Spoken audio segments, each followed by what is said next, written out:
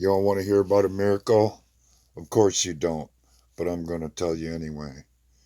Of course it didn't look like that at the time, but it was in that very car that I had a rifle held up to my mouth, ready to end it all.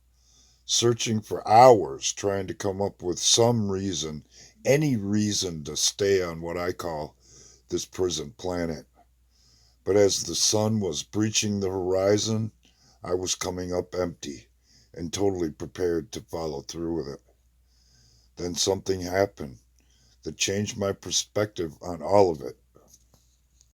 My grandmother was always into birds, and her favorite was the cardinal. She said that if one shows up in your life at a key moment, you should pay attention because it means something.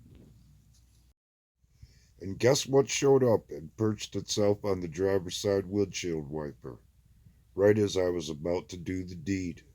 A male cardinal, staring me right in the face, closer than most cardinals would ever get to a human being, even behind a pane of glass.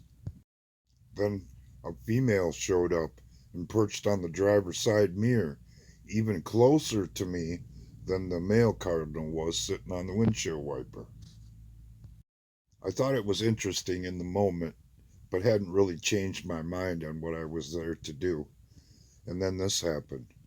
The male cardinal, he started thumping on the windshield like a woodpecker, and the female did the exact same thing. It was in that moment and the few moments later that I accepted the Lord into my life and Jesus Christ as my Savior, and literally gave my destiny over to the Lord and said, wherever He took me, I would go.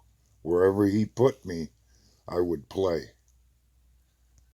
So, all of you Bible thumpers out there, if you're going to preach to me like I don't know nothing, like I've never had an experience, you're preaching at the wrong one.